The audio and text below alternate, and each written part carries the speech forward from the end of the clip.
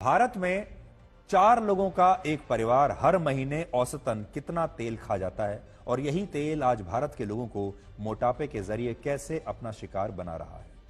भारत दुनिया के उन देशों में शामिल हो चुका है जहां सरकार को आपके आर्थिक स्वास्थ्य के साथ साथ आपके शारीरिक स्वास्थ्य की भी बड़ी चिंता है। और आप देखिए ये कितनी बड़ी बात है कि भारत के प्रधानमंत्री नरेंद्र मोदी ने देश के लोगों को मोटापे से मुक्ति दिलाने के लिए एक नई मुहिम शुरू की है। प्रधानमंत्री को खुद सामने आना पड़ा, देश के लोगों को बताना पड़ा कि देश के लोग अस्वस्थ हो रहे हैं, मोटापे के शिकार हो रहे हैं और अब उन्हें अपना वजन कम करना चाहिए और फिट रहना चाहिए। और यह उन्होंने नई मुहिम शुरू की है।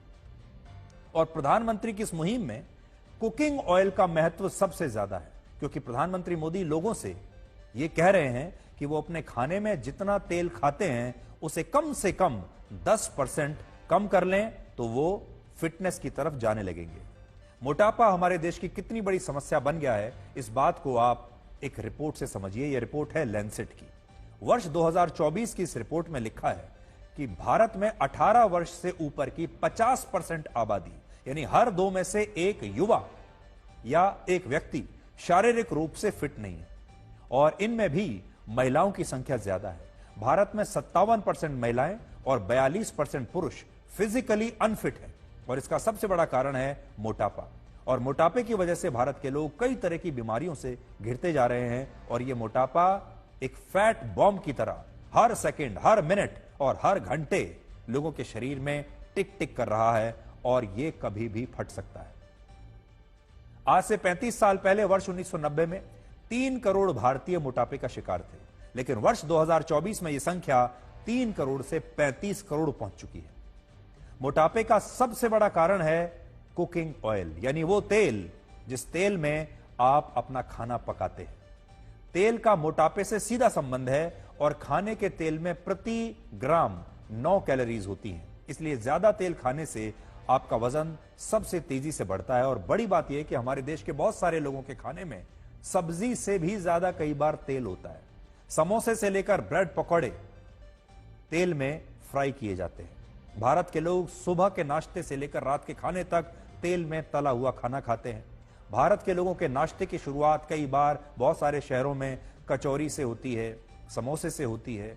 तेल में पकी हुई सब्जियां दिन भर खाई जाती हैं और इस प्रकार से भारत के लोग अनफिट होते जा रहे हैं। और यही वजह है कि वर्ष 1986-87 में एक व्यक्ति साल भर में लगभग 6 लीटर तेल खाता था, लेकिन अब एक औसत भारतीय एक साल में 20 लीटर से ज्यादा तेल खा जाता है।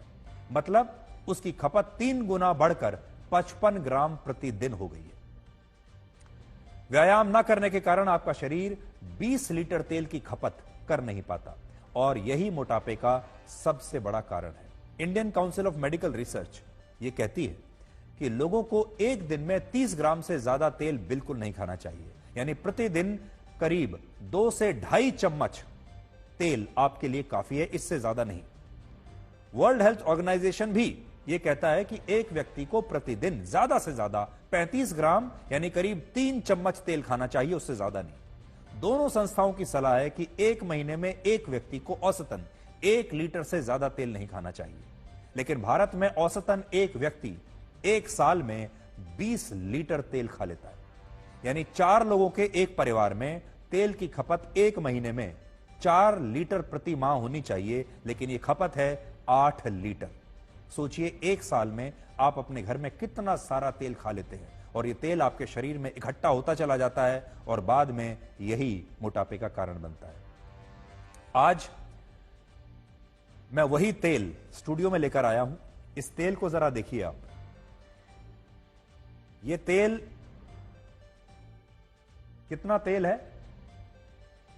यह 8 लीटर तेल है। हमारे देश में औसतन 4 लोगों का एक परिवार पूरे महीने में इतना तेल खा जाता है जितना तेल इस समय आप स्टूडियो में देख रहे हैं।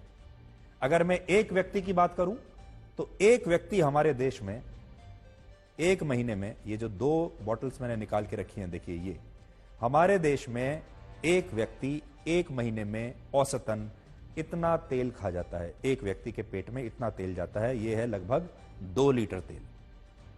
आप देख सकते हैं। तो अब आप अंदाजा लगाइए कि आपका अगर 4 लोगों का परिवार है तो आप औसतन इतना सारा तेल एक महीने में खा रहे हैं। यह तेल आपके उस दोस्त की तरह है जो ऊपर से तो दोस्त दिखता है लेकिन अंदर से आपका दुश्मन है।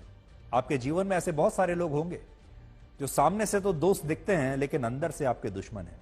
उनमें सबसे ऊपर नाम अगर आपको रखना है किसी का तो वो तेल है। ये कहने को तो आपका दोस्त है क्योंकि जब आप जितना तेल इस्तेमाल करते हैं ये आपके खाने को उतना ही ज्यादा स्वादिष्ट बनाता है।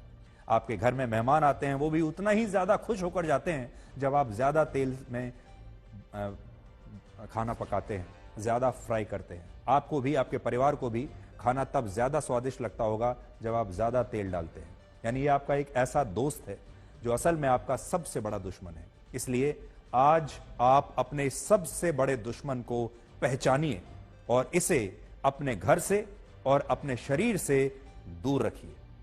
ये सारी बोतल में इसलिए आपको लेकर आया ताकि आपने कभी सोचा भी नहीं होगा कि आप एक महीने में आपका परिवार इतना तेल खा जाता है।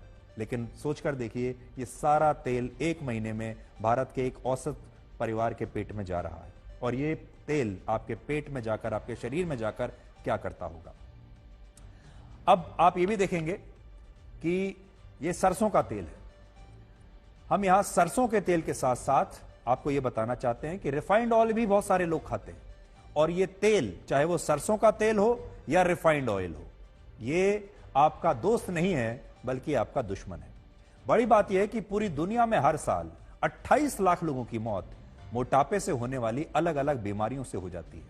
वर्ल्ड ओबेसिटी फेडरेशन ने 183 देशों के लोगों के वजन का एक अध्ययन किया और उसने पाया कि अगले 10 वर्षों में, यानी वर्ष 2035 तक, दुनिया की 51% आबादी मोटापे से ग्रस्त होगी। स्टडी में यह भी बताया गया कि अगर ऐसे ही चलता रहा तो वर्ष 2060 तक हर 4 में से 3 लोगों को हार्ट अटैक का खतरा होगा। और आपको यह बात जानकर हैरानी होगी कि भारत में जितना तेल गाड़ियों में डलता है लगभग उतना ही तेल खाने में भी डलता है। आपकी गाड़ी में जितना तेल आप डालते हैं लगभग उतना ही तेल आप अपने शरीर में भी डाल रहे हैं।